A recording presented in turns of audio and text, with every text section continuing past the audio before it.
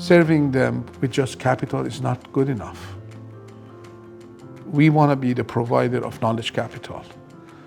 We want to make our work truly measurable. I'm Lily Sarafan. Welcome to our first Founders in 15 interview with the founders of Cota Capital, Babak Poushanchi and Bobby Yazdani. So Bobby, can you walk us through your background, family, history, influences growing up, and maybe how some of those dots connect for you now looking backwards? I was born in Tehran, Iran. I left Iran when I was 16. I grew up in Europe, finished my high school in England, and joined my sister, who at the time was an engineering student at Berkeley. I joined her in 1982 in the United States. My formidable kind of years after Berkeley was at Oracle. That's where I joined the technology kind of revolution sector, learned the business of software, and learn the business of essentially enterprise software at Oracle. Mid-90s, I had a desire to build my own company, and I started thinking about a change and looking for a change that would give me this opportunity to start an effort. I saw internet in early 90s. I thought internet is the big change that I was looking for.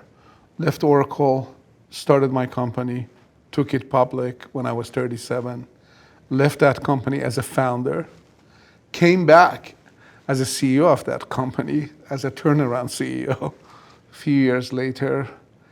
And then while I was doing all of that, I built up my family office. I built up a career in investing in other entrepreneurs. And in 2013-14, when by then I had left Saba, the company that I started thinking about what's next. And how would I want to kind of continue my work of supporting the entrepreneurs, but also being involved with change, being involved with technology. And that's where I started our discussion with Babak to start Coda. Oh, that's so many fascinating threads you've left for me to pull on, and we'll get to a lot of those, a truly inspiring story. Babak, what about you? Tell us about your background and the influences and inflection points that you think brought you to this day. Sure, yeah, no, it's a similar immigrant story to Bobby. I was born in Tehran, moved to the US when I was 10 years old. My parents actually met in the US during college, went back to Iran, got married, then we moved back here when I was 10 years old. Grew up in the Midwest outside of Chicago, went to university at Northwestern as well, and then moved to New York City. In New York, I spent about 17 years, all of that time in the both private investing and public investing across a range of sectors, ultimately focusing in on technology for quite a number of years, which throughout my life, both investing and technology are sort of the two primary vectors. When I was much younger, my father made me invest in stocks at a very young age, and not just invest, but sort of defend the positions. So like early discussions around why to invest in McDonald's and why Walgreens, why Boeing had such a dominant sort of position within the aerospace industry. During college, I had started 2 internet businesses. A funny story is that the team and I that we started one of these businesses, we went and pitched J.Crew in the mid-90s around the idea of e-commerce, and all these executives sort of laughed us out of the room, that like the idea of selling our sweaters and stuff online is a ridiculous idea. Appreciate you coming in here telling us how to do our jobs, but that's not gonna be how the future goes. And we've seen sort of how the future plays out.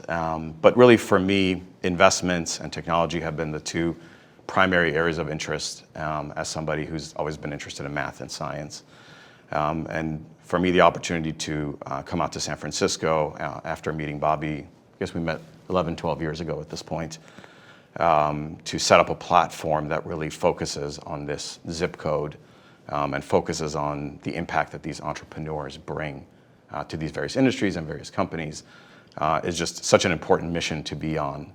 And so, super thrilled and honestly super humbled that we get to surround ourselves with such incredible brain power on a daily and weekly basis. So I know Cota Capital is headquartered in the Bay Area, but you just told us about your life story, which took you from Tehran to the Midwest to the East Coast. How do you think about the values of each of those areas and how they influenced maybe a more global or broader perspective in your work? Yeah, I think there is a clear difference between the New York investment community and the West Coast. I would say on the East Coast in New York, it is more of a mindset of a zero-sum game where like you win at the expense of someone else. And I would say that the culture out on the West Coast is a much more collaborative culture. I think a lot of that is rooted in the venture ecosystem, where folks don't own assets outright, they own minority positions, and you're forced at the board level to collaborate and to help each other and to help lift people, rather than coming at things from a position of control. Now, Bobby, you mentioned as part of your background starting Saba as a founder and then returning to Saba. Now, this is a company that ended up scaling to 195 countries with tens of millions of people impacted. What do you think contributed to the success and scale of that organization? And how do you use that experience to influence the entrepreneurs that you interact with today? I think the genesis of the work was our curiosity of how we can leverage internet as a new medium to transfer knowledge. So the problem space was intellectually exciting and energizing. I mean, the idea that being able to real time to transfer knowledge from one part of the world to another part of the world was intriguing.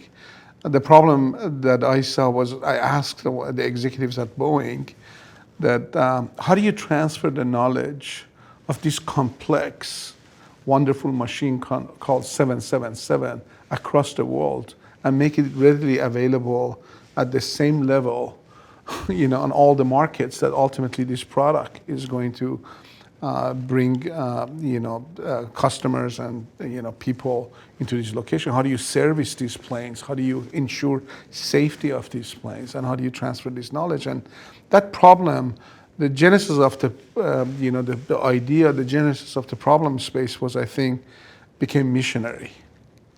I think I wanted to pursue a problem space that was hard, that was large, and it was worth my time. The idea that, this is not a one-person show. This needs a team and organization. It's a global problem with global customers.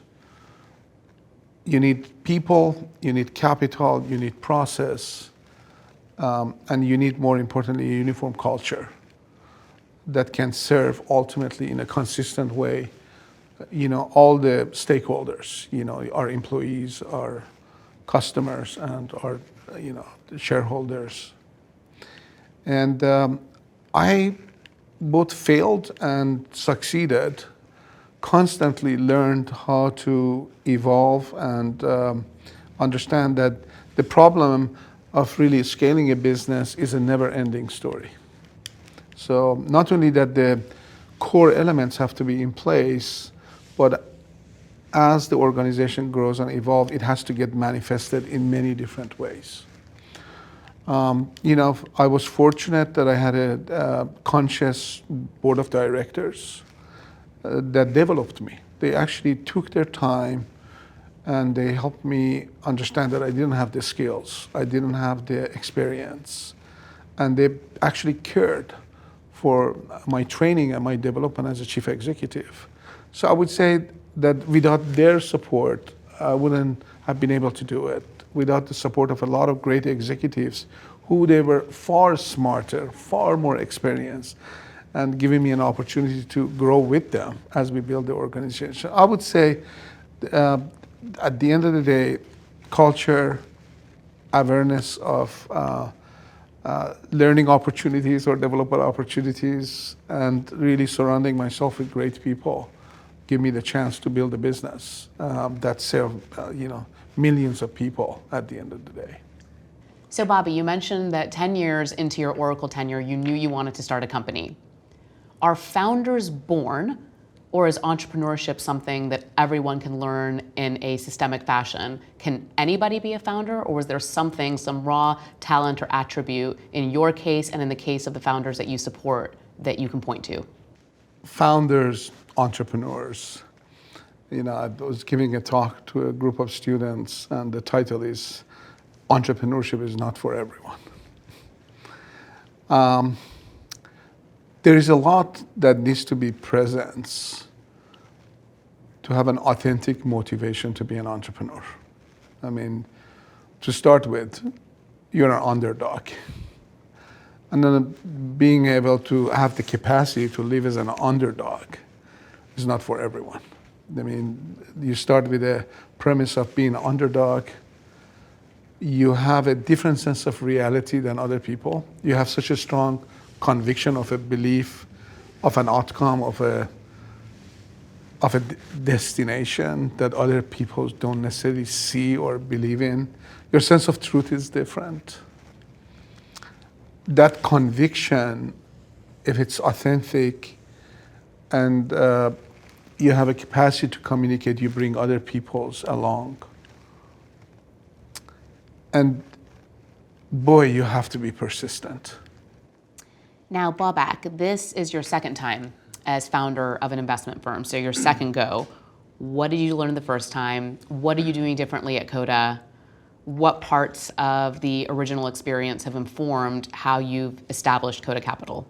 I was just reflecting on what Bobby was talking about around sort of like resilience and the ability to dust yourself off because the entrepreneurial journey is filled with a lot of setbacks along the way, as you talked about. So you both need a short memory and a long memory. The short memory to sort of be able to flush away the small setbacks, long memory to like absorb the larger structural lessons along the way and iterate on that. But yeah, my first experience on the investment side was setting up a hedge fund in New York. I was in my 20s when I started that. So there was a lot of very quick growing up and maturation and sort of a rapid sense of accountability that comes with that business, with building a team, with setting up a culture, with accepting capital from large groups around the world. It really does force a larger sense of accountability and being a fiduciary on behalf of capital that is super important in this business. I would say for me, the evolution of my mindset around investment platforms has informed some of our thinking around Cota Capital, as Bobby had his own sort of reflection along the way as well. But I think for me, the investment firms of the future, there was a couple of pillars that we really anchored around when we set up Coda. One was that the days of the generalists are behind us. So this idea that you anchor yourself around a product rather than thematic expertise is a thing of the past, where you say, we're a private equity firm, but we do every industry, or we're a venture firm, we do everything. We're a public market investor, but we invest in every industry, in every geography, so scatter yourself everywhere. So one of our central pillars was that, hey, we're moving from this product-centric, single-stage generalist platform to a thematic focus. We'd rather be sector specialists.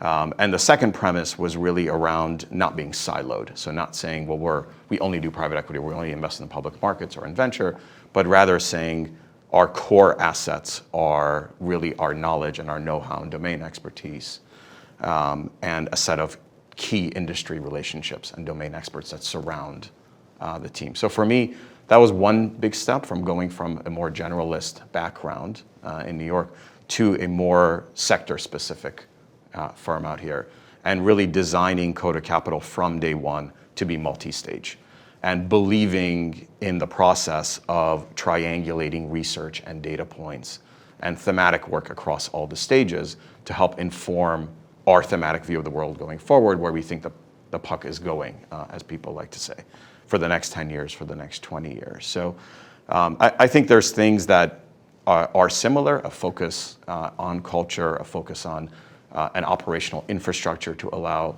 an investment platform to grow on top of it, but two very central and key changes in sort of the way that we designed Cota Capital.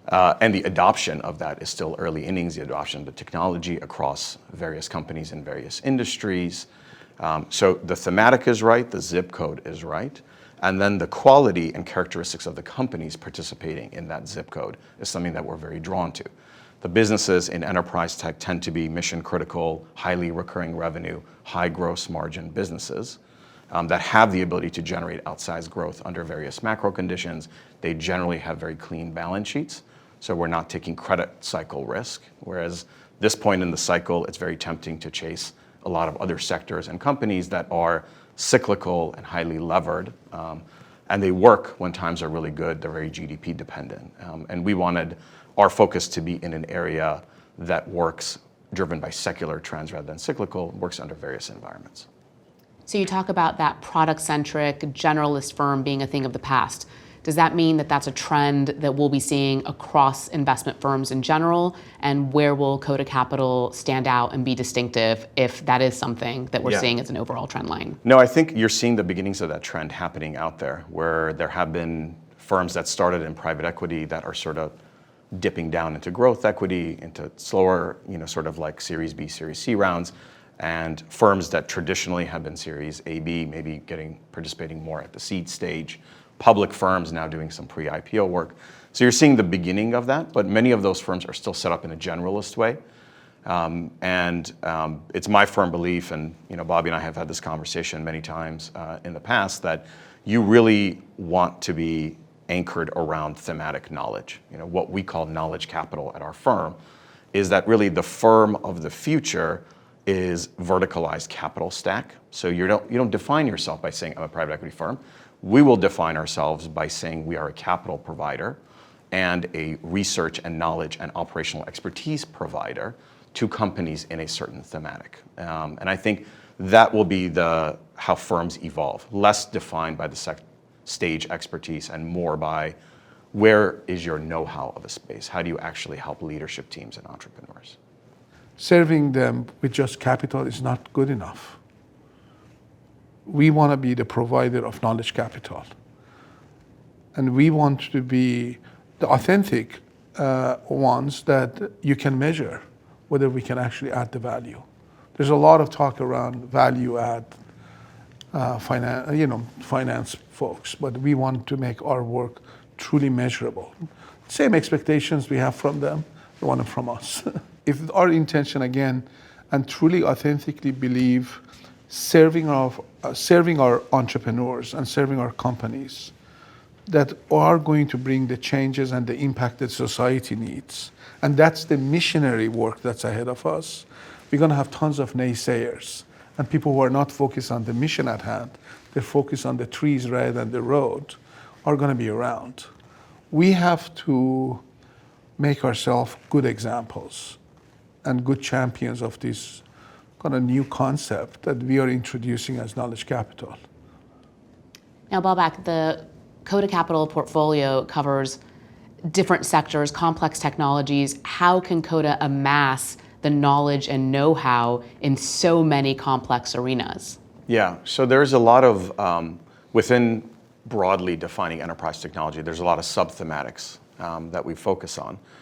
I would say there's a couple of ways to sort of address that. One is the internal team, as part of your own team formation, starts specializing in different sub-thematics. So we have folks who both focus on the private arena and on the public markets that are focused and organized thematically. We have a large and growing group of operating and venture partners that are experts in the field, either domain expert or functional experts that work with us in all facets of our business, the pre-investment, working on the execution of the investment, and then obviously, most importantly, post-investment in helping these entrepreneurs go through their journey. And I think for us, the way we've always viewed this firm is if one of our our two core assets are our own know-how and the key relationships that surround the sort of full-time team, that we need to double down and triple down on that every year that we go through. So we've been growing our group of advisors. We've been growing thematically by bringing in folks that specialize in each of those sub-thematics. And I think the depth of our research and the depth of our knowledge is what stands out when we speak with entrepreneurs, speak with leadership teams of public companies. Those folks can tell the difference between someone who's a generalist firm, who's a little more transactional, versus a more in-depth firm that is a little more long-term relationship oriented and more tied into the ecosystem. Well, speaking of relationships, the big question, how did you two meet? I'll let you take it. Okay, great. We met through an entrepreneur, actually. So as we have all these conversations around entrepreneurship, the executives of one of the startups that both Bobby and I had invested in that was initially based in San Francisco, then based in New York, put us in touch as like-minded investors that were both sort of drawn to the same type of folks and thematically aligned. And what we built out of that was a multi-year relationship of co-investing direct in companies. Both became limited partners and a few other venture folks as well. And then ultimately that led us to sort of this idea that wouldn't it make sense for our own investment activities? Bobby, who had been doing this for a number of years out of his family office, and I had been doing this on my own, wouldn't it make a lot of sense to develop a research-focused thematic investment platform around enterprise tech where we're interested in having our own money working for the next 30 years and really bring in folks that can help us formalize that thematic view of the world. And that's really sort of gave birth to the idea that maybe we should pair up and maybe our backgrounds are good and complementary and that Bobby comes from a more operator and more technical background and a more entrepreneurial background in terms of technology ecosystem. And my background more as a professional investor, that would be a nice balance to develop the new platform. There was alignment early because we were both entrepreneurs.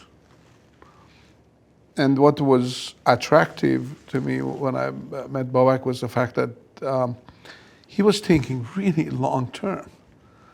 And this notion of looking at generational change and long-term change and how do we support the companies that are going to bring change for the long haul was very attractive. I mean, we were not arbitrageurs of value or a price.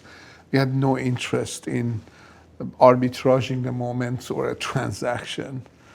What we really wanted to get behind is the idea of change. I mean, the society needs the right change and supporting people who bring the right change. In our case, it's change through technology. And, getting behind and supporting the companies and the people who ultimately are the visionaries and the entrepreneurs behind this change. Yeah, and I think there was good alignment on values and who we ultimately serve as well. Bobby mentioned the entrepreneurs, but there's multiple sort of constituents in what we view as like the modern investment platform, right? There is the folks you invest in, the entrepreneurs, the founders, the leadership teams. There is our investors. We have limited partners. That's a different responsibility. There is our own team members and sort of our own trajectory and growth of the firm and a vision that we promised that we would like to deliver on as founders of this entity. There is the broader community, which has always been very important to us. And maybe Bobby can hit on the Coda Impact Fund a little bit on that front as well. But there is a bigger responsibility in doing this, in sort of leveraging the role of technology, not just as an investment, but as a vehicle that can help bring about impact and change across the community as well. From early, the vision was, can you create a platform that's creating wealth and actually giving wealth away at the same time? I mean, you, myself, Babak, we all have been in nonprofit for a long time. The biggest risk to a nonprofit effort is sustaining the effort itself. You got to capitalize the initiative, the intent. So the question was, can we make the platform and build a platform in such a way that we can pledge really generationally to a series of effort where the platform itself is essentially funding those community and impact efforts. And that's what we've done. Yeah. What we've done is we are pledging our profit for giving it away for the many impact causes. And it's the beginning. And it's designed as an endowment so that it can sustain itself for a long haul. I mean, my good friend Mark Benioff, when he first started Salesforce, he came up with the context of the 1%. I mean, I've shamelessly learned from him that you can build an organization from day one with the true purpose of giving as a core element of that organization. So we encourage our employees to give their time away for impact causes. We are going to give away our money and our profit. And we are hoping to attract everybody else to do the same. Well, thank you both so much. This has been such a fascinating conversation. I'm confident that everyone here enjoyed it as well. Thank you, Bobby. Thank you, Babak, and hope to see you all soon. Thank you, Thank you, Lily. Lily. Thank you very Thank you. much.